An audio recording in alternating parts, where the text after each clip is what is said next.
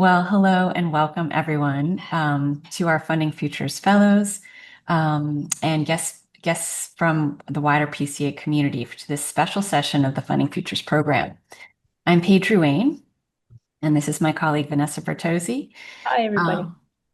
We run the Funding Futures program, which is PCA's pilot grant and training program for 6 Hudson Valley Fellows, many of whom are here today. PCA has awarded them funding to run community listening campaigns in their towns. And the goal of these campaigns is to understand what people care about when it comes to their place and the local environment. The process includes outreach, events, a town-wide ballot on project ideas proposed by the community, and a prioritization process to determine which projects the community would like to see realized.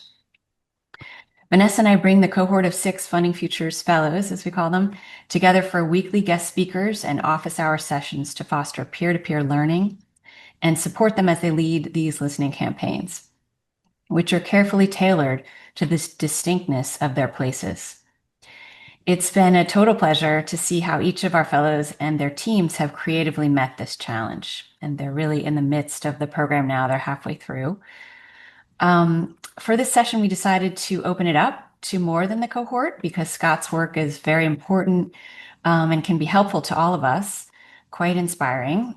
So we're excited to bring it to you today.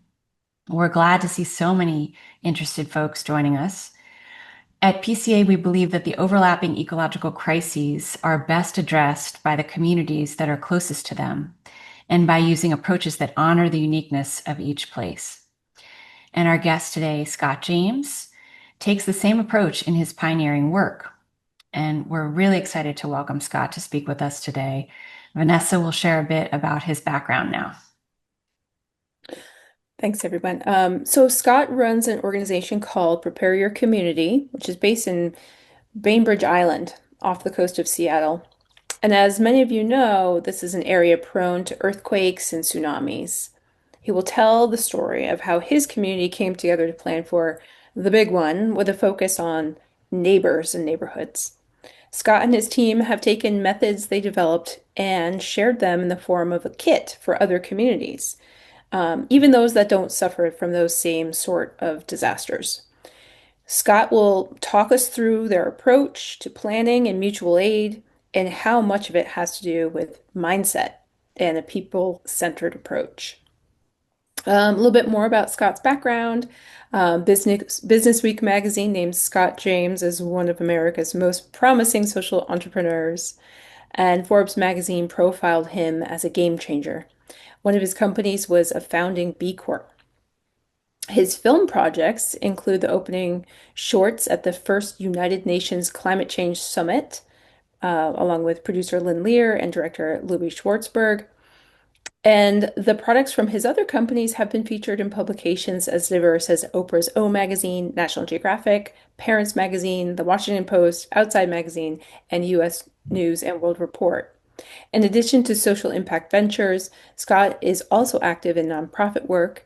He was awarded the Governor's Award of Excellence in Service by the state of Washington for his community preparedness work. Scott has a book out called Prepared Neighborhoods, Creating Resilience One Street at a Time. And we're so thrilled to have him here to sort of debut this work for the Hudson Valley. Thank you so much, Vanessa, and thank you, Paige. I'm going to share my screen here and tell me if you guys can see that full screen. Does that work for everybody? Okay, I see thumbs up. Thank you. So thanks so much so greetings from your counterpart bioregion over on the West Coast. We're going to talk about 3 things today, and I'm going to get through them. We've got 90 minutes, and for those of you who have to leave early, no worries. You can watch the remainder since we're going to record this, and either Vanessa or Paige will push it out to you all, and we'll feature it on our new website, prepareyourcommunity.org as well. There's 3 things that we're going to talk about today that you can see the URLs for those here. Bainbridge Prepares is a nonprofit that I started 15 years ago, and it's the basis for much of this work on community resilience. And then we've more recently, well, about 5 years into it, I wrote a book on the subject called Prepared Neighborhoods. And then more recently, started a new team with the generous funding from our friends at the Novo Foundation to take this work out to not just the rest of Cascadia, but the rest of the country and perhaps beyond. And that's Prepare Your Community. So let's get into this. So in terms of questions, if you want to log questions in the chat, you are more than welcome to do that. If it is a burning question, raise your hand, somehow try to get the attention of Vanessa and Paige, and feel free to interrupt me.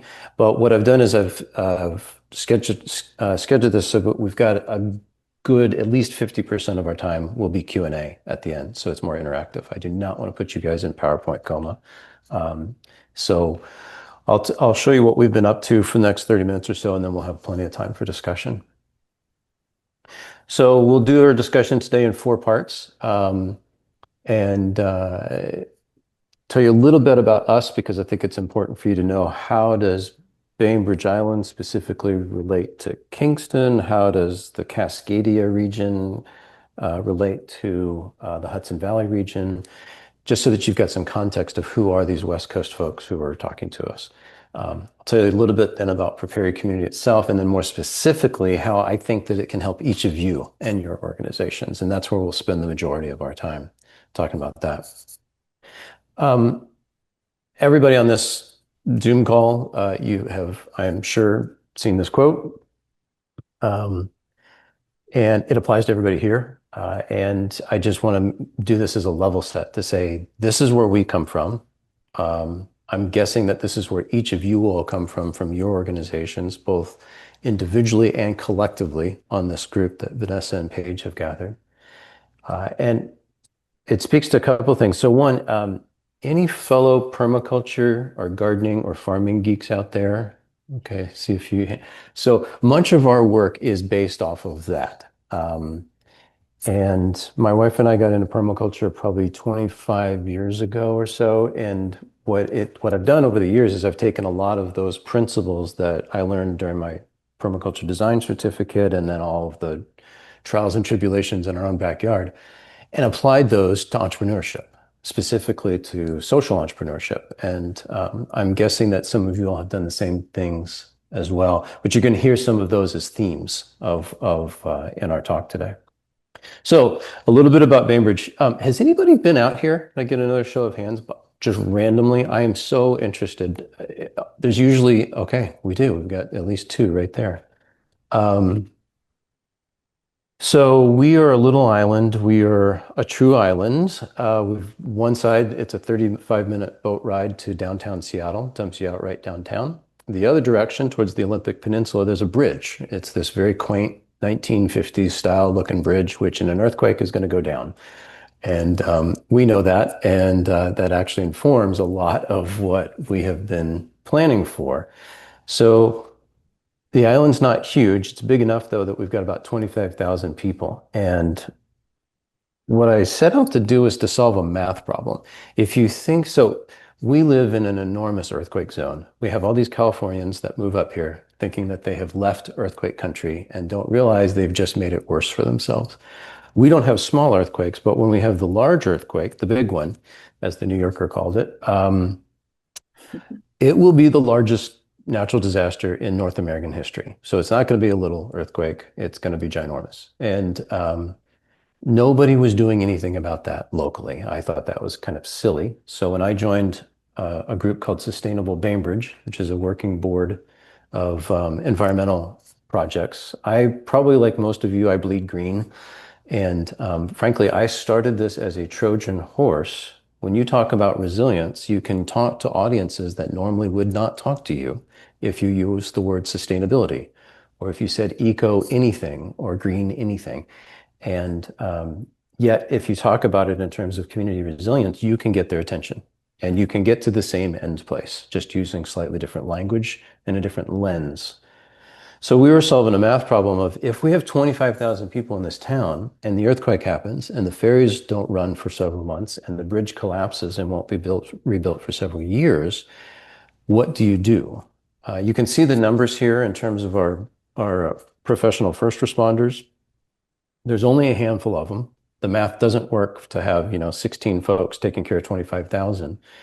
And that's on a good day, because most of our first responders can't afford to live here. Like many of sections you all live in, we have an affordable housing issue. Um, so we were basically trying to solve the problem in a positive way, which is you do a judo move and you flip it on its head. And you say, well, let's not ask the professional first responders to babysit all the residents out in the neighborhoods if there is a natural disaster. Let's equip the neighbors to take care of neighbors. It's a mutual aid play. And it's worked. We've grown. We're entering into our 15th year of operations. We've got like 700 plus credentialed volunteers. I'll show you a timeline in a minute that gives you a little more background. But really what we were doing was we were trying to solve the disparity between the number of residents and the number of first responders. So we started this, and about 2 years after we started this, FEMA came out and said, hey, we think that we need to not try to solve things from the top down based off of recent issues they were having with hurricanes and nor'easters. We think that we really need the community to get engaged. Now, we'd been going for about 2 years on this, and so we thought, well, that's wonderful. That's actually really good, a really good attaboy. Like we are on the right path here. So what I'm going to talk to you today is the outcropping of that. It's a new nonprofit called Prepare Your Community. It's an educational nonprofit. It's a website and a companion mobile app that will be released in 2026. And we're taking the last 15 years of our learnings, both wins and losses, lessons learned, and we're putting that into a digital kit that we can give away for free to other towns so that they can achieve what we achieved, but much faster, much more efficiently, much more effectively. So on this diagram that came from FEMA, I'd like you to know where you sit. I'm guessing that you sit either as an individual or in that top green circle or as a nonprofit organization. I'd like you to notice those other circles though, because those are the folks that we all need to pursue as partners. And this is a better together theme. So if one of these partners fails, like ironically enough, FEMA itself being dismantled, the other partners on this organization chart can pick up the slack. So we got a few guiding principles that we live by. We've developed these over the years. The first one is love, not fear. So if you use fear to get someone to act, no matter, just think about the mission of your organization. Almost everybody, whatever they're working on, has the opportunity to use fear as a mechanism to get folks to change, to donate that extra dollar, to give that extra volunteer hour, to make that behavioral change. The problem is that while fear gets us to act quickly, it doesn't stick. It's a kind of flash in the pan. They act, they might donate, and then you never see them donate again. They might act and show up for a volunteer thing, but then you never see them again. It also makes for, when you're doing it as a place-based organization, you are creating a place that is not really enjoyable to live in if you're using fear. So we decided not to do that. We took the opposite approach. We said, well, we're only going to use love and community building and compassion to build this thing. We're not going to try to scare people, even though inherently what we're planning for, earthquake, tsunami, wildfire, those are inherently scary things. We are going to do our best to not use that as a mechanism for change, but to instead use love for a fellow person, creating a town that's actually enjoyable to live in, and creating those relationships. So speaking of relationships, that's our second guiding principle. You all probably, some of your organizations probably have something similar. In our case, it's relationships are more important than gear. As soon as you start talking about a natural disaster, as soon as you start talking about a flood, okay, well, the town over had a historic flood. We're on that same river. What gear do we need to stock in our town to prepare for that 100-year flood, which is now increasingly showing up more often than every 100 years? Gear's great, and there is certain pieces of gear that we're going to want you to have depending on the type of natural disaster that you're planning for. But what's even more important is relationships, and specifically relationships with direct neighbors. So this is where our island mentality of actually being on an island really comes into play. What we've been able to develop over the years is um, every region, every major metropolitan area, every county will become a series of islands in a natural disaster. You're going to have roads that become impassable. You'll have waterways that also aren't navigable any longer. And all of a sudden, what was one contiguous county or one large metropolitan area becomes a whole series of islands. So your best friend who might live 45 minutes across town, they are not very helpful post-disaster. Your Facebook friends are certainly not very helpful, where they're a state away or half a continent away. And what's amazing is the feedback that we get when we encourage these neighbors to neighbors parties that I'll tell you about, these preparedness parties. This is the first time folks have talked with their neighbors, sometimes ever. Sometimes they've lived there for 30 years and they do not know their neighbor other than doing this when they drive by each other in their cars with the windows up. And so the feedback we get is really heartwarming, which is, oh, this gave us the excuse to actually talk to our neighbors in terms of, hey, if something bad happens, we will come check on you. Will you please come check on us? So more on that in a minute. Our third guiding principle is practicality, that it rules over everything. That means for us that we start with the biggest potential natural disaster, like an earthquake, and its related tsunami, and then everything else is a subset of that. So, for instance, all of our ideas proceed through tabletop exercises, which some of you all may do. That's you have an idea, you talk about it calmly around a conference room table, try to poke holes into it. You're trying to look for where the problems are that you can then fix. Then you take that out to a live exercise. This is literally an in-person type of thing. I'll show you some photos of that. And then you're ready for a natural disaster, for a stress test. We had about 65% of our systems and our teams got stress tested when COVID hit. Nobody was expecting, well, some people were expecting a worldwide pandemic. We were not planning for it. We talked about pandemic with folks the first year or two, and then we stopped because the feedback was, we're not taking you seriously about earthquake and wildfire evacuation because we think that when you say pandemic, that's too sci-fi, too out there. It's never going to happen. Thankfully, we stood up about 60% of our teams day one of the pandemic when we closed our city hall and it transformed into the Emergency Operations Center. And so our emergency manager at the city, who is an army of one, well, she instantly then got an army of 300 more folks who were all background checked, credentialed, organized, and highly motivated to help the town.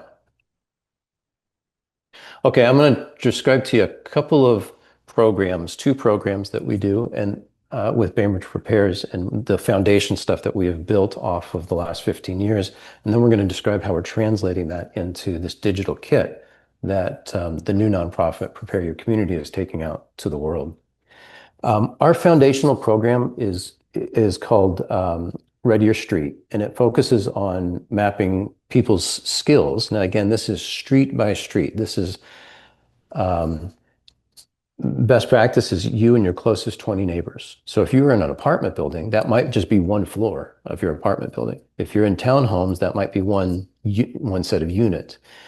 If you're in a suburban area, it might be you and your 5 houses on either side of you. And if you're rural, it might be just you and 3 other folks because you're all got like 5 miles between each other's homesteads. But Ready Your Street focuses on mapping the skills that folks have. You never know when folks are going to have medical skills that you didn't know about. You never know when that kind old lady down the street is actually a retired structural engineer. Well, you want her engineering brain post-disaster because she's going to help decide which structures are useful to stay in and which are not. You never know who's got extra training with psychological first aid, which is we have learned over the years is incredibly important. So having a couple of calm conversations with over dinner with family and friends and those immediate neighbors before the crisis happens, turns out that is mission critical to creating a system that will survive post-disaster. It creates that resiliency to that shock. So we do so in two ways. You'll see them here. We've got a family reunification guide, which is how do families reunify with each other, you and your loved ones, the folks you lived with, when your cell phones stop working. Again, calm conversation. You can have it, it can be made age appropriate. Little kids can be in the room, beloved elders can be in the room. You can make it so it's not scary, but it's just deciding who's going to go check on who post-disaster when nobody's phones work anymore and who stays put. And then what you see on the right there in the purple is something we created. We couldn't find this anywhere else in the country, so we just made it up ourselves.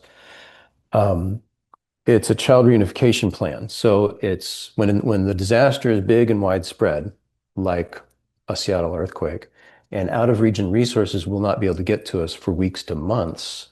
This is how we take care of all of the kiddos, all of the younger folks in the town. It's a 3-day telescoping plan. We created that in conjunction with our school district and our parks and a lot of the youth-facing organizations, as well as the heads of school from all of our private entities. So this neighborhood street by street foundation, this is the foundation on which we have built everything. Everything else falls out of this. It's the direct neighbors taking care of neighbors. It's absolutely mission critical. And we'll come back to this when we get to when we're talking about your all's organizations and how you can leverage this to help spread the word about your organization's Tupperware style. So the next part, the second building block that we put on top of this foundation of street by street readiness is what we call disaster hubs. And these are campuses. I got this when I was writing the book, I studied natural disasters around the world, and particularly earthquakes. Humans want to walk away from big giant trees and buildings that may have fallen on them or be about to fall on them in the aftershocks. So we looked at campuses, locations, parks, schools, churches, synagogues, parishes all around our island to see where would people naturally want to walk to. We then approached the owners of those campuses and said, hey, guess what? In an earthquake, you're likely going to have a bunch of folks show up on your campus, whether you invite them or not. Would you like help dealing with them? And got yeses from literally all of them. So from that start, we developed our version of what we call the disaster hubs. We borrowed these concepts from like 6 other towns. Nobody had this unique combination. People had different versions of it. I think our combination is unique and probably has the most amount of thought put into it. And that's why we like to push it out as a replicatable best practice that folks can do. The number one thing that people do when they show up on a campus at one of our hubs post-disaster is matchmaking. Earthquakes are weird.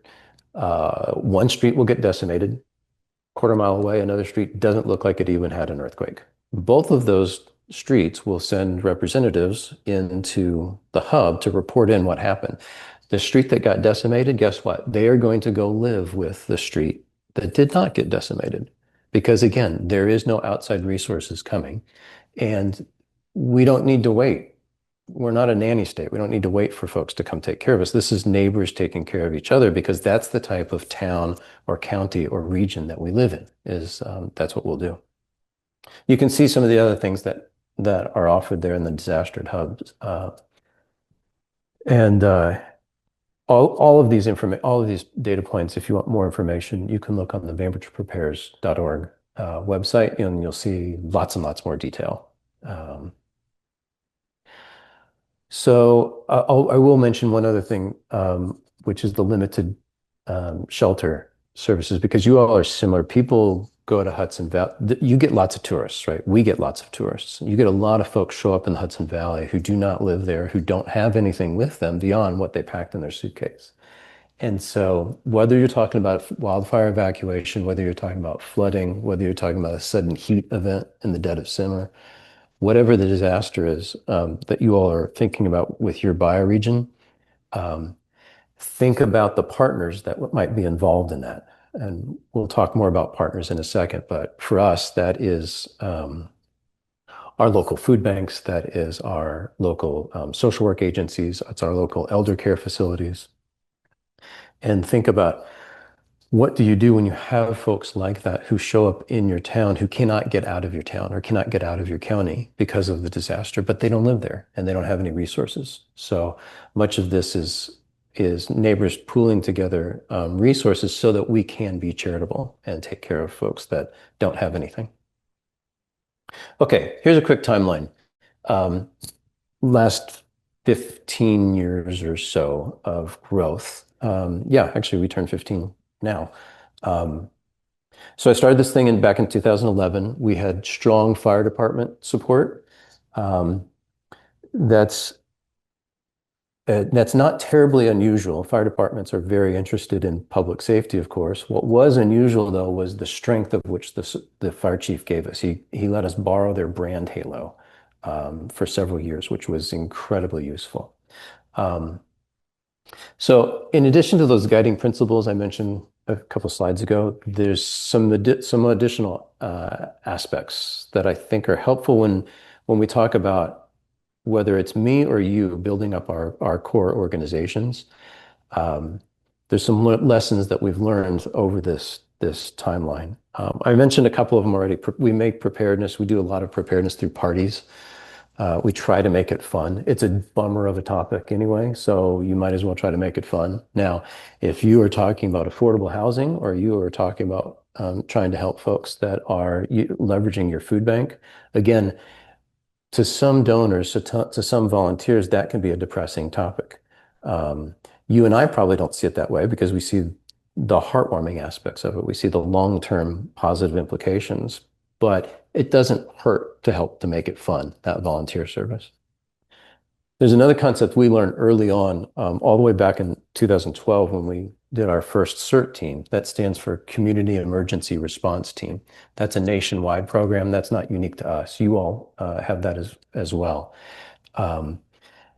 But that's working in dynamic duos. So every one of our teams is run by at least two people, sometimes three. All of the stuff that we do, everything is dynamic duos. It's partnering with folks. Think about the dynamic duo that brought me to you all today, between Vanessa and Paige, right? Things go better when you've got a partner in crime that you can work on and that can cover for you when you're on vacation or sick, or pick you up when you are the one that could really use a vitamin shot of psychological first aid. So dynamic duos has been beneficial to us for practically everything. Notice there the two milestones in 2018 and 21. They relate to money. I'll just be blunt about it. If you let money be a mental block for you, you're not going to succeed. And you can't let people on your team or on your boards that have that scarcity mentality as well. You just have to help them understand, no, we can do this. We can do it on a shoestring budget. We can do it all pro bono. So in our case, we didn't even have our first paid positions until a decade after we had been up and running. That's a whole lot of volunteer hours. In fact, let's see, I think it was 2021, the first full year of the pandemic, when we were running our vaccine clinics, we did something like 38,000 documented volunteer hours. It was basically the equivalent of 17 full-time employees. When we put that number in front of the city manager and the council, they were thrilled because they're like, oh my gosh, this is real. There's no way that the city or the county could have afforded 17 full-time employees to work on the pandemic. But we did through volunteers. So don't let money become an obstacle for you. And we can talk more about that in the Q&A later.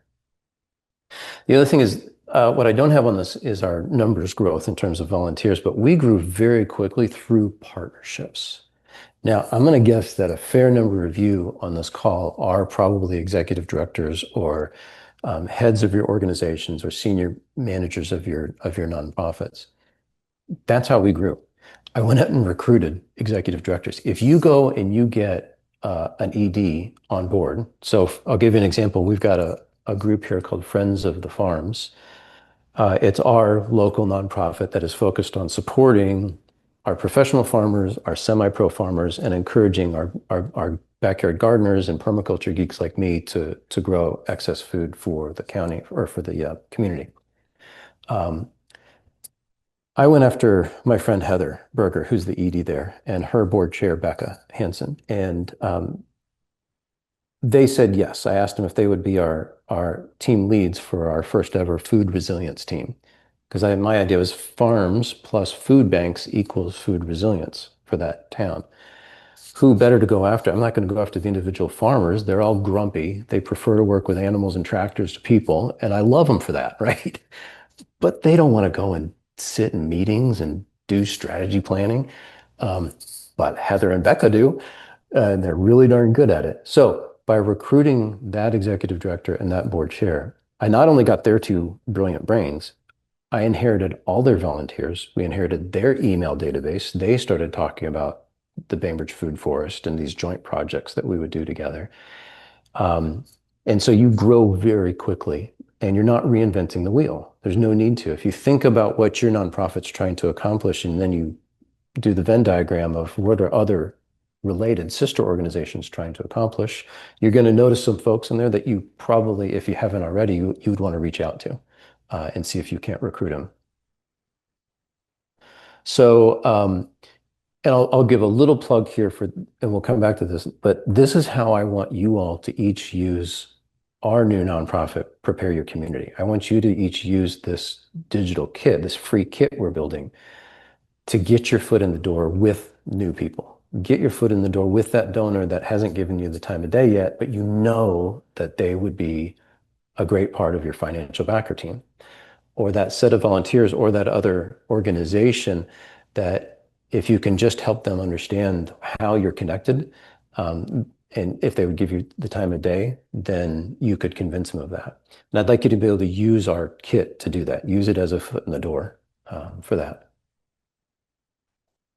Okay, I'm going to show you so when we were capturing all of the learnings of the last 15 years of our work into a taxonomy, this past year, it grew a lot.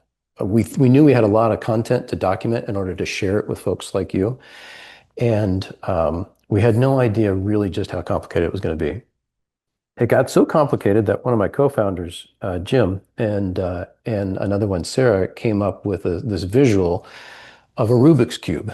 Now, I don't know about you, when I was a kid, I could never solve a Rubik's Cube. I didn't understand the kids that could. But we basically needed to have this level of a cube in order to help people understand this is what we have been collating and distilling this past year in order to build it into this free website and this companion mobile app to kickstart your efforts on it. So I'm going to show this to you in a couple of builds here.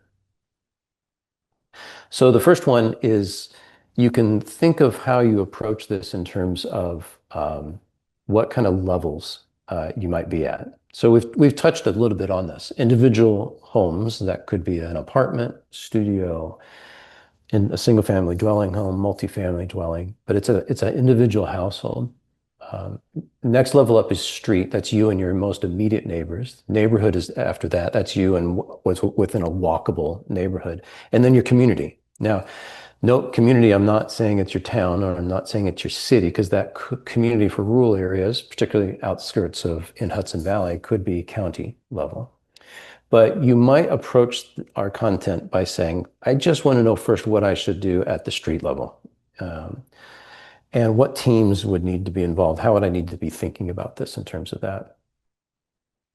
The second area might be something you might approach our content by telling us who you are, deciding what kind of roles you are. Now, most of the folks on this call, we've labeled you all community champions. You're go-getters. You like to create change, whether it's environmental, whether it's social justice. You like to see improvements. You don't wait for anybody else to to do the improvements for you. You just go and you do it. We like people like you.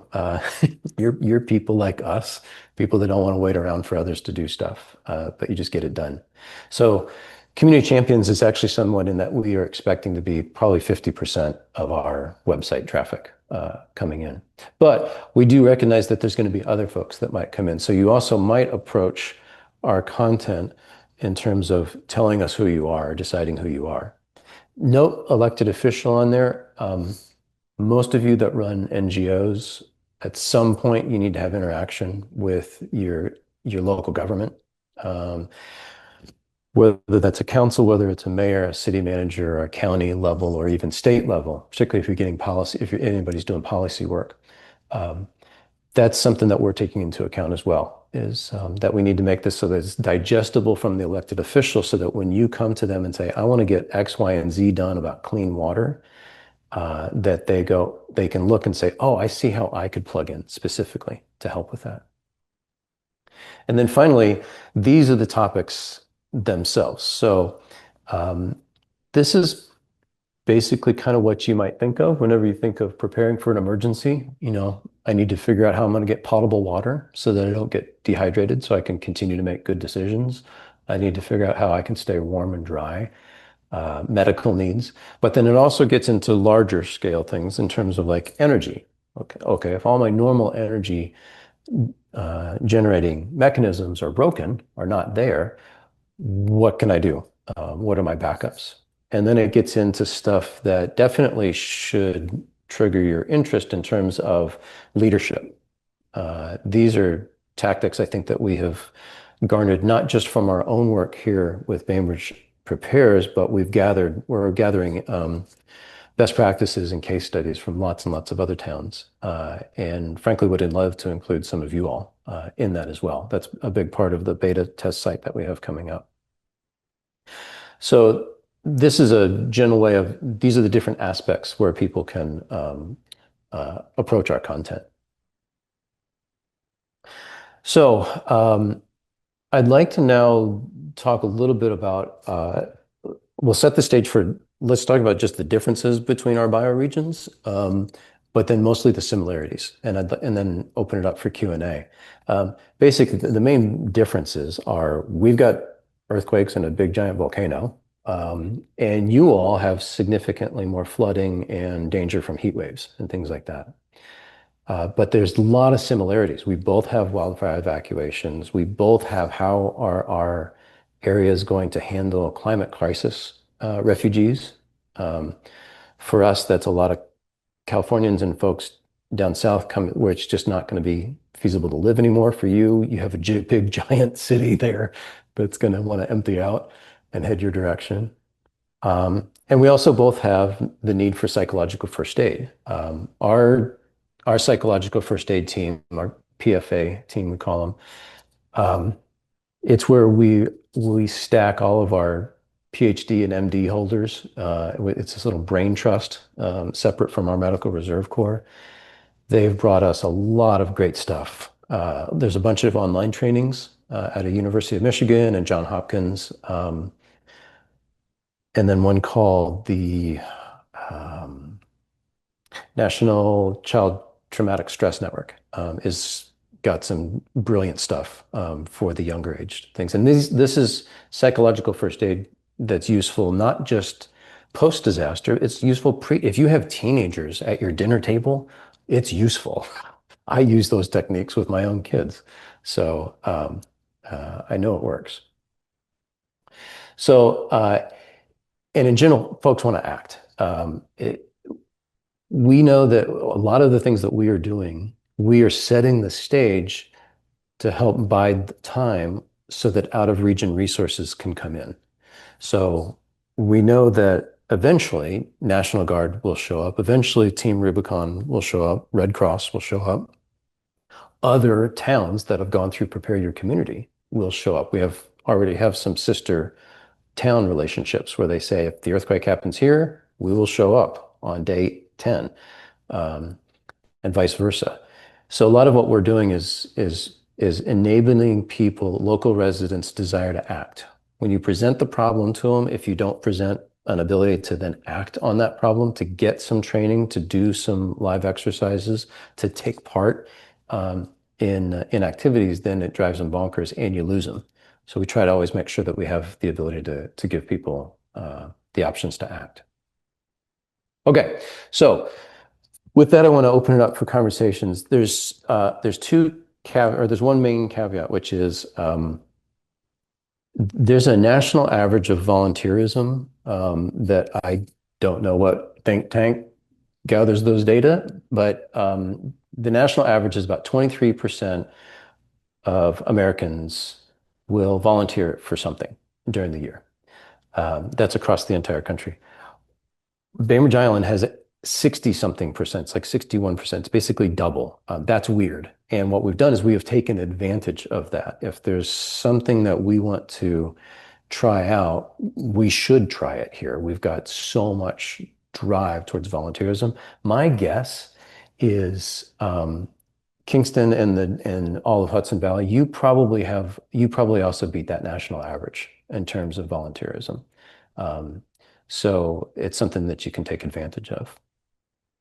Okay, I see your hand, Olga, and if it's okay with you guys, I'm gonna unshare my screen so that we can all see each other. If we need to, I can always bring a specific slide back up, but I would love to then make the next 45 minutes interactive. Vanessa, Paige, do you have any preferences for how I approach this in terms of looking in the chat for questions or going as they come in order between Olga and Sarah and others? Sure. If you'd like, if you want to respond to raise hands and Paige and I can keep an eye on the chat. Yeah, that would be great. Let's start with Olga. Hi, everybody. It's Scott. Thank you so much. I am just beyond thrilled to hear your experience. We in Highland Falls have had some devastating floods. So we don't have the earthquake situation. We have flooding and probably another host of things that we're going to face in the future. So we have a small group of folks that we're calling a working group. We're working around flood resilience. And so we will definitely benefit from your kit. I can't wait to get my hands on it because we're at the beginning of where you were. I'd love to save all those years. So it'd be wonderful. My one, I'm going to have a million questions, but I'll keep it to this first one. You mentioned early on that you had a CERT, the FEMA group CERT. We have been trying to get something like that established, particularly right after our flood 2 years ago. We have not been successful in getting anybody in our local region to come in and do a training because that's really where it starts. I'm wondering how important is that as a beginning? You certainly don't need to start there. Where I would start is the neighborhood readiness program. Lots of states have that program. Our version is called Ready Your Street. But chances are New York State or individual counties might have a version of that where it's neighbors getting together for a Tupperware party, basically, and saying, we're all going to agree to check on each other, and you write down who has what skills, and even who has what gear, because you only need one or two chainsaws in a neighborhood. Everybody doesn't need one. Well, we're also focused on what their vulnerabilities are, because if you have a disabled individual or a senior who might be trapped in their home, we want to know that. So, I mean, I think our approach to that readiness assessment would be more expansive to include vulnerabilities. Yes. And vulnerable populations that might need special evacuation, whatever, so yeah. You might be interested to take a look at, in government speak, they call that group Access and Functional Needs, the acronym AFN. That's one of our larger focal points, and it has been increasingly. Now, granted, we skew older. Our town skews older. So that's part of it is a bit selfish, but part of it is also you get the able-bodied folks, you get these, 30-something-year-olds, and once they get themselves wrapped up and they know how they're going to take care of their kids and find their kids, they keep going. They go, okay, well, great. Now, how do I take care of my beloved elders that live on my street and the next 3 streets over? So if you look on the bainbridgeprepares.org/AFN, Okay. that's an interesting, that might have some interesting data points for you, some ideas there. And then you'll definitely want to check that section out from the Prepare Your Community website as well. Thank you so much. And that's a great one to grow through partnerships. We did that growing through our partnerships with our Helpline House, our local food service or social work agency that's got a food bank, as well as Island Volunteer Caregivers, which is a volunteer-run service for helping all of our folks around town. Thank you. Thank you again. Yeah. Sarah. Oh, you're still on Sarah, mute. you're muted.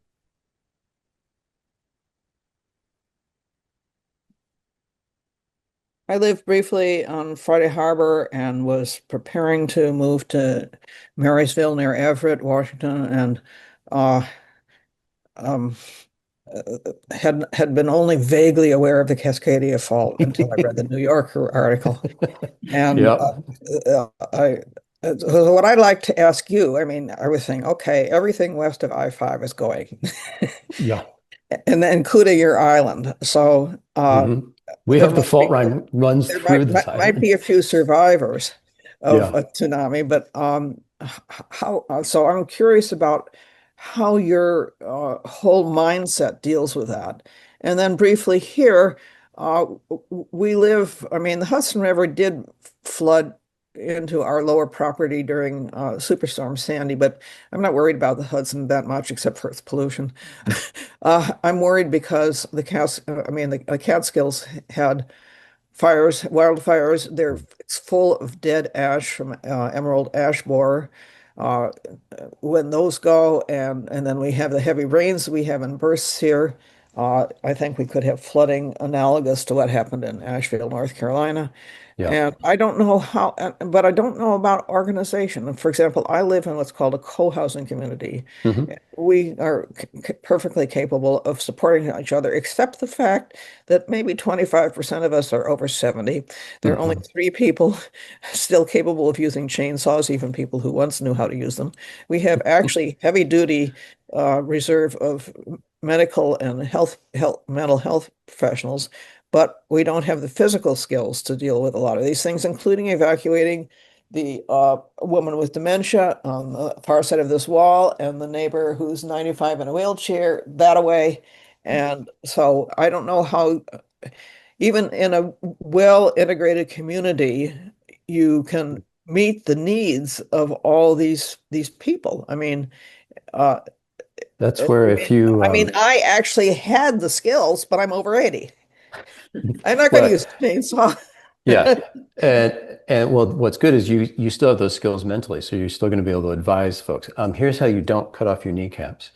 Thank you. So, well, if you recall the levels that I showed you of household and then street and then neighborhood. So, for instance, we have a co-housing here on this island. I think it's one of the oldest ones in It our is, state. it is. Yeah, Winslow Co-housing. It I have is. some friends in there. So when I gave a talk with them, I gave them 2 challenges. I said, one, you take care of each other's, and then two, your civic duty, your next step is to go to the next neighborhood over.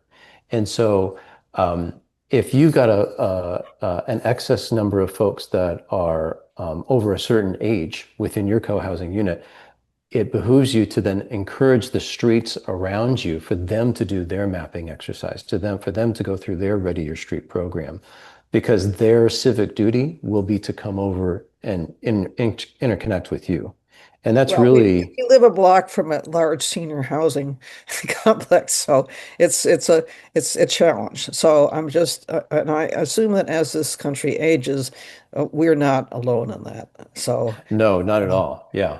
It sounds like your it's area might. almost a worse problem than children. Our children are uh, even, well, all except the toddler are pretty functional. So Yeah. anyway, so I mean, I just wondered how you're dealing with some of these challenges in areas, non-trivially small areas that have special needs. Maybe that's the best way of doing it. That's where we expand the net out. So if we've got one street that has extra needs, or one or two streets that have extra needs, sounds like that's what your case is. Then as you expand that social safety net that the citizens are creating out, you start to bring in more neighborhoods, a neighborhood that's got young families, a neighborhood that's got a bunch of, 30 and 40 something able-bodied folks, things like that. You start to expand that out.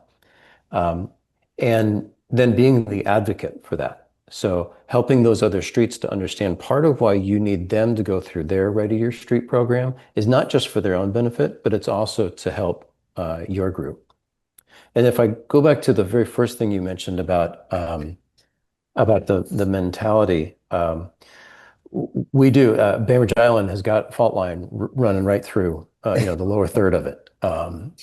And it's fascinating because you can already see from the last time we had a major earthquake, there's a 20-foot elevation change, and you can actually see that when you kayak around the outside of the island. That's why we know that one, out of region resources will take their time. Every tarmac will be broken, every highway will be broken, the waterways will be clogged full of debris. We know that it's going to take National Guard, Team Rubicon, Red Cross, and others a while to get in there. And then even once they get to the greater Seattle region, it's going to be even more of a pain in the butt to get to Bainbridge Island because there's no bridge anymore and the waterways are all clogged. So that's a lot of what informs our planning in terms of FEMA tells everybody that they want everybody in the country to be 2 weeks ready, to have 2 weeks worth of water, food, shelter materials. We tell folks you've chosen to live on an island in an earthquake zone, you better double that at a minimum. And then, as you are financially able, add more weeks to that for charity. Because when your neighbor comes over and they've lost everything, you're not going to turn them away. You're going to bring them in because that's the type of folks that we are. So that mentality informs a lot. That's a lot of how we ended up on the love, not fear, and neighbors taking care of neighbors. Vivian, question. Oh, thank you. I really appreciate your presentation. I actually am a former emergency planner in public health.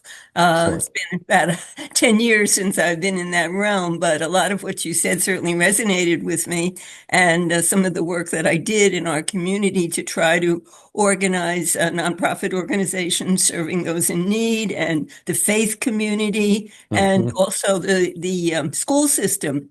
And right now I'm involved represent as a chair of our local agricultural commission in reaching out to our planning board and our school district, to the regional school district, to incorporate planning for gardening to get much more locally grown food as a source, which certainly resonates with what you've talked about. Permaculture would be ideal. I have a little knowledge of that, but I'm not skilled in that area. But I certainly know the value. And actually, recently brought in Eric Tonesmeyer to give a presentation to our school district because they're planning a major new high school on many, many acres of land, and a lot of that acreage is going to go for parking lots and athletic fields, etc. And we want some of it to go to plants that will resist or adapt to climate change and also grow food. So I'm interested in any specific examples that you could share with us about especially how to motivate our school districts and how to motivate our planning boards to include more emphasis on us helping community efforts to start growing food that will be there when we're cut off from other sources of food. Yeah, I'm making myself some notes here. So I love this topic.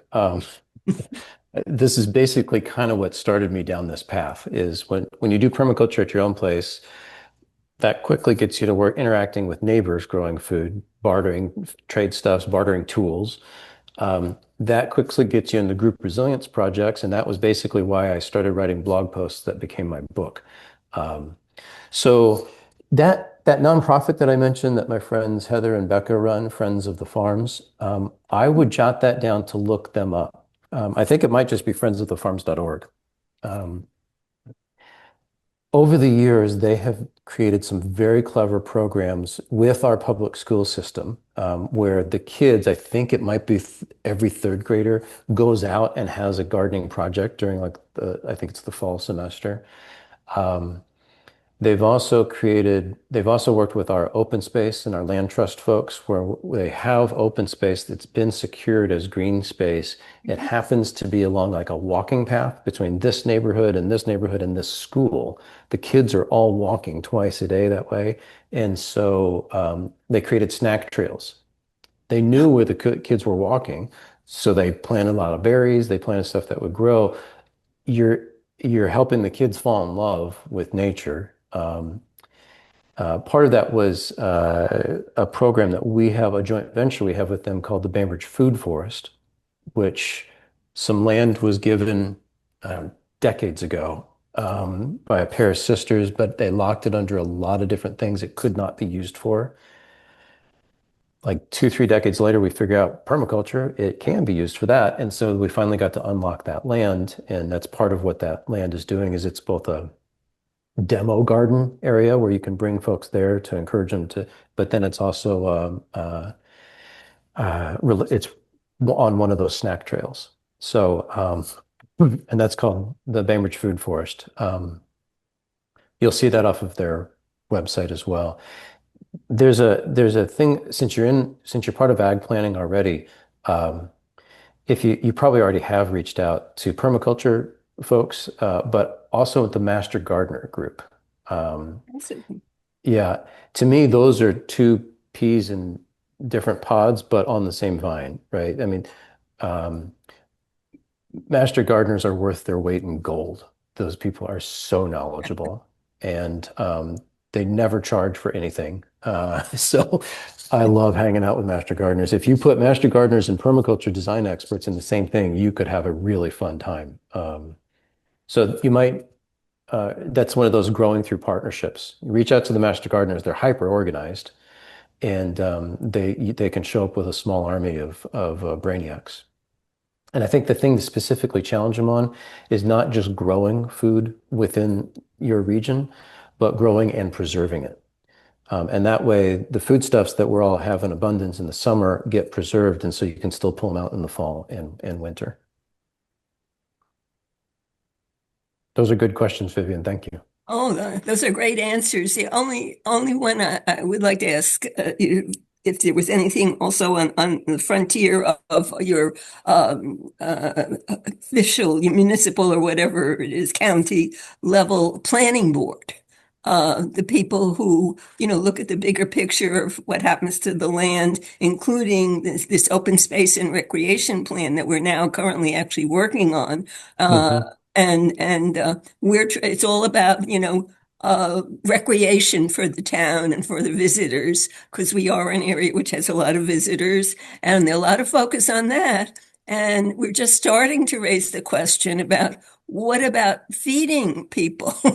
And that's a new idea for open space and recreation. So have you had any interactions with the people who actually can make the regulations at the municipal or county level on that? Most of that is, I'm one of those people that was a classic B student in school, B as in boy, who attracts A-level students, like people a lot smarter than me. Heather and Beck are an example of that. They are A-level. So they do fair amount of policy work. Um, uh, and that's true not just for food, but that's true for other aspects, whether it's AFN, access and functional needs stuff, where it goes to policy works, where it's going to Olympia, our state capital. A lot of our team leads are involved in that, and our partners are involved in that. There is one thing though. You mentioned ecotourism is food tourism is a big part of your area, and farm to table I would imagine is super popular. But I had mentioned earlier food resilience of farms plus food banks equals food resilience. There's another aspect of that though that is a secondary one that we're still working on, which is food distribution points. If a flood happens and an area becomes a giant island and it's cut off, the restaurants that are in that area, the grocery stores that are in that area, the convenience stores, the business parks that have food or beverage in them, those all become little food oases. And it would be useful ahead of time to approach those folks to say, you've got stuff that has to get to the shelf within X number of days. If we have a natural disaster, that means you're not going to be able to get it out. Would you consider opening it up to the community? Would you consider transporting it to this central location? Nobody knows about them hidden back in that business park. But if they can bring all of their kombucha or whatever it might be to a central location, they could still sell it if they want, or they could be charitable and give it away. But starting that conversation ahead of time, for us, that's on our island, that's only about 15 or 20 locations. So it's not that big of a list to create and then call down on those folks and help them understand the vision.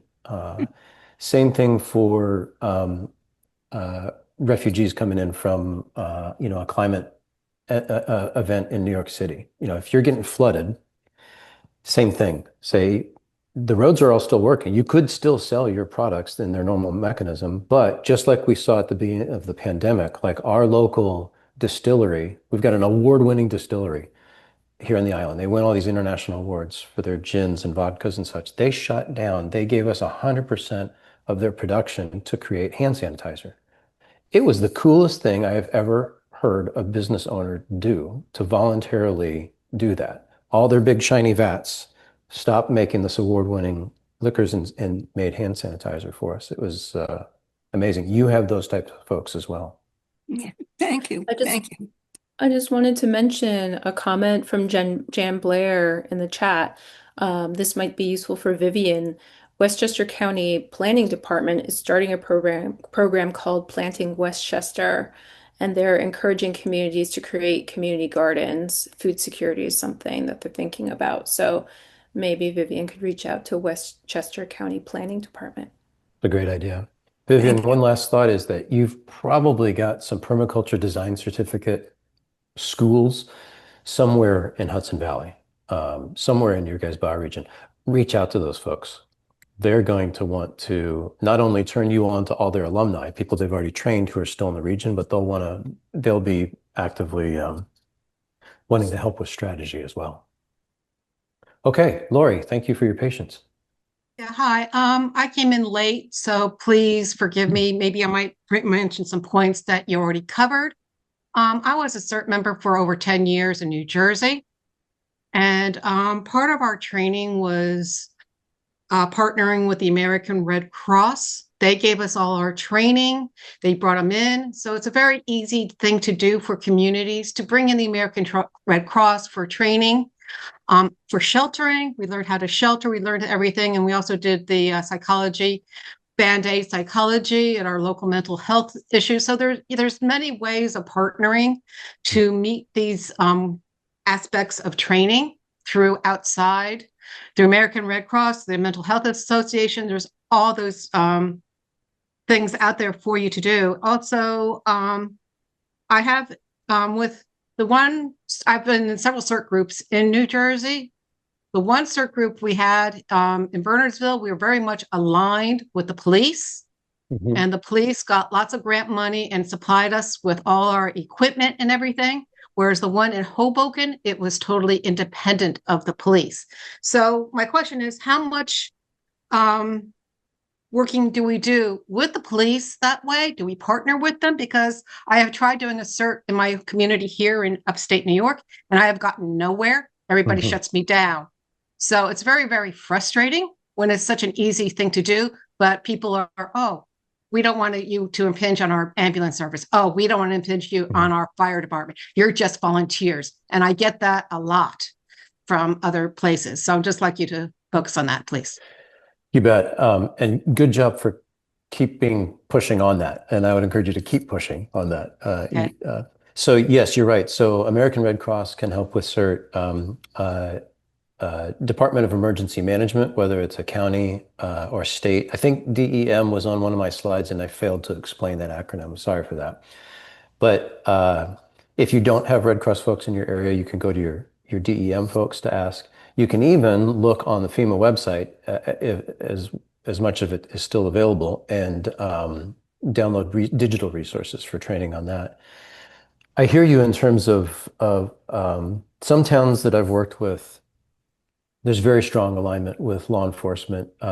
Some towns, the local sheriff, the local police chief doesn't give them the time of day, but they get along really well with the fire department. There's a phrase that I have learned from, we get to regularly give speeches to different associations of like fire marshals, fire chiefs, deputy chiefs, police folks. And there's a phrase that is, you can stop a group of 500 of them in a hotel conference room and they will all start going, oh, and the phrase is force multiplier. It's if you want to turn your citizens, your residents into a force multiplier, we are willing to do that. We are excited to do that. We are willing to go through background checks to do that. We are willing to sit through really boring incident commands, ICS classes so that we all speak the same language. I've done all of those, yes. Yeah, and are they not the most boring classes ever? Yes, they are. But I know my chain of command. I know it Yeah, by heart. exactly. So Lori, if you haven't yet, try using that phrase, the force multiplier. Also, if you're not getting anywhere with law enforcement, there's a reason why the classic tug of war at a 4th of July parade is police on one side and fire department on the other, right? You can play that friendly rivalry off of each other. So I've seen towns where police didn't want to get involved in all, mostly because they were just overworked and they really didn't understand the vision. And the fire department picked it up right away. And the fire department was more amenable to it because if you think of volunteer firefighters, that has been much more extensive in this country than volunteer police officers. We basically don't have that. Whereas volunteer firefighters, there's been an enormous history of that. Well, I tried to bring into our fire department when I talked to the fire chief is that this is good training for people to step into more serious roles. Yeah. And it's a good public service for getting people involved. But again, I got nowhere. So keep trying. I will also tell you that as citizens, we can outlast a lot of publicly elected folks. We're on like our, I don't know, 3rd or 4th city manager and mayor of this island. We can outlast, basically anybody because we live here and we'll live here forever. Right. And those folks don't necessarily have that. So I'd encourage you, even whenever somebody tells you no, and your brain just turn that into a not yet and smile at them and then try doing another end run around them. Okay, will do. Thank you. Yeah, good job. Thank you. Okay, other questions? Or Vanessa Page, were there any questions buried in the chat? I just wanted to call out Scott Kleinberg, who works for Cornell Cooperative Extension Dutchess County, shared the information for the Master Gardener program through Cornell Cooperative Extensions, shared the contact information in the chat. So thanks, Scott. Thank you, Scott. That bringing up Cornell brings up a good point. Everybody, if you're running an NGO, and I didn't learn this really, frankly, until about maybe 5 years ago, make best friends with the folks at your academic universities, especially the land grant ones, but frankly, all of them. Now, we've got a great relationship with University of Washington because they are world-class seismologists and they happen to be here in our backyard. And like half the kids on this island end up going there for school. For years, we only had relationships just with one group within University of Washington. We now have relationships with 5 different departments. And guess what? All 5 departments didn't actually know each other. They're all studying disaster-related stuff. And only recently did UW create this, Nicole's group is called, I think the Center for Disaster Studies. One little think tank within this big University of Washington entity, but pulling from all of the different professors who are doing all of these different interesting studies, but did not know about each other. And that's been super helpful. In fact, when Prepare Your Community, when the website's ready to launch, they've offered to host a launch party for us, a physical, actual launch party, which is going to be super exciting, and we'll let those folks all interact in person along with our team. So if you think about your local universities, whatever's closest to you, and their connection to whatever your nonprofit's focus is, chances are there's a prof or two or five that would have interest in what you're doing. Scott, I just wanted you to encourage you to talk a little bit more about how to make it fun. Because I think that, this stuff can be scary, and you want to lead with love, not fear. But like, what can you give us some examples of what that has looked like in communities? Yeah, so we'll start with our preparedness parties. That's the Tupperware parties, right? The street by street groups of neighbors, one at a time.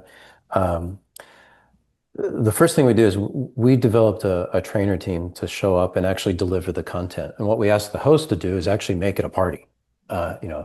This is invite folks over for 3 hours, and we will take 30 minutes of that. And the rest of the time, invite them over for wine and cheese, right? Invite them over for a summer barbecue. But this is the wrapper in which the preparedness information is delivered is a neighborhood party. A lot of groups have taken to doing refresher parties every summer. They basically turned it into a block party. It's a classic summertime block party where just a small segment, 30 to 60 minutes of it, is talking about taking care of each other in a disaster. The rest of the time, it's fun. And age appropriate, whether you've got your parents there staying with you or whether you've got little ones running around. So that's our core level party. We also, within our volunteer core, we try to make it fun. So there's actually, I might not date myself. So anybody remember the TV show The Love Boat from when we were kids? Okay, there's some people's mind. Who remembers Vicky, the cruise director? Vicky was the one who planned all the parties for The Love Boat. You need to find your Vicky. So we've had one or two or three over the years where they come in, they say, I really want to volunteer. What could I do? I'm not really into CERT, or I'm already part of CERT. I'm already trained, but what else could I do?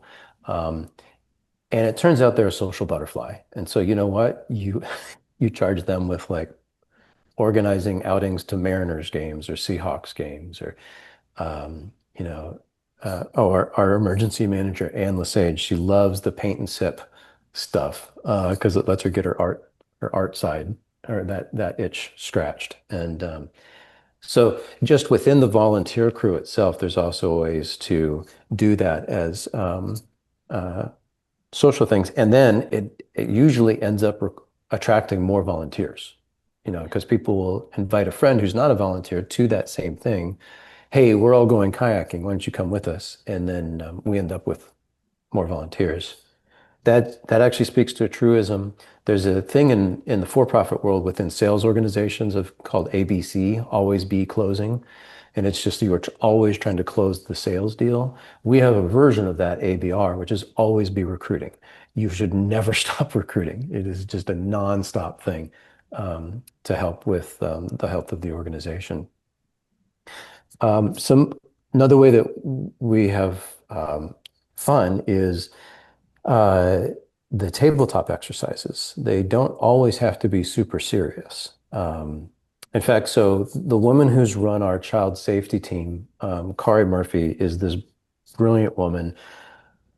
For forever and a day, she was senior leader of Girl Scouts for our region. And she writes curriculum. She's an outstanding writer. She wrote a curriculum for the Girl Scouts that was all zombie-based, but they weren't scary Walking Dead zombies. They were like friendly. I don't know how she did it, but they were friendly and approachable and fun. And a whole badge system within Girl Scouts for community preparedness. It's absolutely brilliant what Kari did. So there are mechanisms for bringing that in. I think it was Kari or one of her team that came up with our mascot, Ready Raccoon. which is a big, giant college size uniform that I bought, and we put a different teenager in it every event, and they walk around, and that's how they're interacting with the younger kids as well. And speaking of zombies, Charlotte, do you want to tell us about your zombie situation over there? Yeah, yeah. Hi. I don't see myself anymore. I had to step out for another meeting and come back, so I don't know if you got my video. But anyway, yeah, I'm the sustainability director for my village in Westchester, and that is exactly what I've done. I've created games, and it brought so many new people into the mix. It was super fun. It was like, put your go bag together before the zombies get you. Like, get the obstacles off the bridge and get grandma across the bridge before the zombies get you. And the teenagers dressed up as zombies, and they got community service hours, and they came out in droves, and it was just a hugely successful, That's awesome. fun event. Yeah, I love it. And I have been thinking exactly about what you said, which is how do I get the scouts involved and, taking the time to figure out how it ties into their badges. And if you have like a little cheat sheet on that, I would be thrilled. Yeah, we've had Girl Scouts involved almost from the very beginning because that was one of those things of a partnership, right? You recruit Kari Murphy to run your child safety team, and guess what?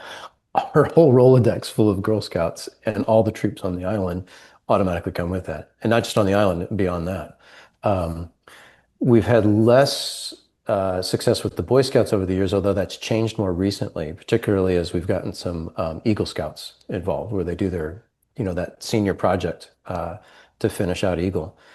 And it relates to something that we did, and then that got us in front of the rest of the troop leaders. So I think, Charlotte, it's if you get one project in with them, then you can leverage that to say, "Oh, look, isn't this cool? Don't send me some more of your go-getter youth." Yeah, I mean, and maybe you've covered this, but obviously it ties in really nicely when there's something else, their own goals, right? I mean, for the high schoolers who have to do a certain number of community service hours, we line up beautifully, and that they always come out enthusiastically. Yep, that's exactly right. There's actually a youth cert program that a lot of high schools will do for college or for high school credit. We have not been successful with that yet, but it's been on the radar of something that we've been working on for a few years. But that's like a national part of the national cert program. There's an actual youth cert version with high school curriculum and everything. The other thing I tried recently is called Goose Chase. It's a platform that is basically a treasure hunt, really awesome platform, super clean, easy user interface. I can't say our first round was terribly successful. I didn't get as much engagement as I wanted, but the potential is enormous. You can just create these little tasks where people have to take pictures at some event, and so they maybe are going to like a parade that's already happening in town. And while they're there, I'll ask them to take a picture of one of the plants in the pollinator garden so that they check the awareness of that. It's an environmental engagement, and come up with fun little creative touch points through all this stuff that's happening in the community. And I had point system, and then you got the gear. I know you downplayed gear, but we had gear as prizes, and I think there's potential to grow that for version 2. That's great. I just wrote that down, Goose Chase, to research. It's a great platform. And yes, we use gear as prizes for practically everything as well. Whether it's life straws or, whatever it might be. People love that. Battery packs, the solar powered battery chargers, things like that. Yeah, that actually speaks to another fun activity that we do with our volunteers, which is early on, we created a wilderness first responder, wilderness first aid team, which has grown and grown and grown. And those folks, plus our medical, which is now part of our larger medical reserve corps, they run the first aid booth at all of the community events. So whether it's the Chili Hilly bicycle, where the island is invaded by bicycles from Seattle, whether it's our haunted hayride that our parks department puts on, whatever the event is, most of those events want to have a first aid booth tucked in there, and it's now us. It's basically, we just do it all the time. And so that's both fun for the volunteers, but it's also can be fun depending on what the event is. The haunted hayride, the volunteers that work that definitely, I think they focus more on their costumes than anything else. That's a way to keep your volunteers engaged, like over time. How do you continue to keep up the momentum? It sounds like you're really embedding within the community and kind of piggybacking on existing events and creating other opportunities for engagement. Volunteer engagement's a huge part of what Sarah Lane my co-founder who's focused on our content, and some of those folks have been working on it, collecting a lot of best practices so that when you go to the Prepare Your Community website and you're like, I need to dive in. I've already done these 9 things on your checklist, but I really need help on volunteer engagement. You'll be able to go and just see this laundry list of ideas, not just from Bainbridge Island, but all these other towns that we've been collecting best practices from. And frankly, that is where we would love to have you all also. Part of what Prepare Your Community is doing is creating this a forum where this is where I can go and I can talk to other leaders like me and I can offer up my own ideas. So Charlotte could pop in there and say, I used Goose Chase. Here's the link. Here's what worked. Here's what didn't work. And then that just lets the next community organizer get that much further. Scott, speaking of those kinds of examples, I wonder if you could share stories that have surprised you about people cultivating collaborative relationships, because this really seems like the antidote to ways that people have kind of gotten more siloed around technology and after COVID. And I wonder if you have anything that stood out to you on Bainbridge or elsewhere where people developed a real bond, or they did something unique, or you were touched by something that happened in the neighborhood. Yeah, I'll give you probably one of the biggest surprises from the last several years. So I get, because of the book, I get asked on a regular basis to come give talks to different towns. And that's part of what led to the idea of creating the Prepare Your Community website and the mobile app. One of the towns, I won't tell you which one, but I go to give a speech. It's a small town. They have literally got like a third of the town in this building. It's the largest building they had in the county, and everybody showed up. It was way more than they expected. And as I am walking on stage, they go, the host, the version of you page, and Vesta goes, by the way, we know you're from Seattle. We just want to let you know that about 90% of this audience is Republican and votes very strongly. And I was like, thanks for telling me that before I walked on stage. So the surprise is all I did was I just changed a few key pieces of language. I didn't change anything else about that presentation. That ended up going 3 hours with the Q&A. And it's like, there's like, I don't know, 700 people in the audience. It was bonkers how engaged they were, even though there could have been the opportunity to be 2 very distinct silos of, oh, we're not going to listen to you because you are from a blue area and we're a red area. That broke it down. And that was another power of the lens of building community resilience, is you can get through some of that silliness and get it straight into the humans taking care of humans. That was a pretty big surprise, one that I survived that evening, and then 2, that town has stayed very much engaged with us to date. Fantastic. Yeah. Do we have any other questions from the audience? If Quick not, time that check. might We be- got 4 minutes left. Yeah. Appreciate your all's time today. So Scott, what's the timing on the launch? We're pushing hard to get a beta, a sneak peek, which everybody can sign up for. If you go to prepareyourcommunity.org, you can tell us, hey, I'm a community champion, and then give us half a dozen pieces of information, and you can get into the beta. The key things that we're wanting is your zip code, because we're working with some AI tools and some database scraping tools so that when you say, I'm in Westchester, we're not going to start talking to you about earthquakes. We're going to know, oh, you're in this zip code. That means your top 3 natural disasters are this. So we will present that data to you first. Same thing if somebody comes in from Texas, they're not, we're going to present things that are interesting to them for their region. We're pushing to have the beta done by the end of Q1 so that everybody here would be able to pop in, give us constructive criticism and say, this works, this doesn't work, I really like this. Hey, this seems missing, I was expecting this. This seems like you're giving me way too much information. Whatever the constructive criticism is, we're interested. So by the end of Q1, we're hoping to have that. then sometime in Q2, after we collect that data, make the changes to the development side that we need, have the launch party, probably at University of Washington, as they generously offered. Probably do like a digital version of that as well. And that's also where specific areas we would love to come out to do live events. So if it's a trip with my team coming out to Hudson Valley, that would be super fun as well to say, all right, here it is. It's out of wraps. This is the website. And then we're going to go heads down on the companion mobile app to try to get that out by the end of the year. Nice. Yeah, well, I'm sure we here in the Hudson Valley would love to stay in touch, and everyone should go check out Prepare Your Community's website, sign up for the beta. Yeah, and give us lots of feedback on how it can be helpful for you all. That's one of our primary goals is how can we make this a tool so that you all can leverage it to benefit each of your missions. Okay. Well, thank you so much, Scott. We really this was just a wonderful discussion, and I just think the spirit of generosity throughout your work is incredible. Thank you. I appreciate everything that you guys are doing at our sister bioregion out there. Keep plugging away. Keep doing the good work. Thank you. Thank you so much. All right. Thanks, everybody.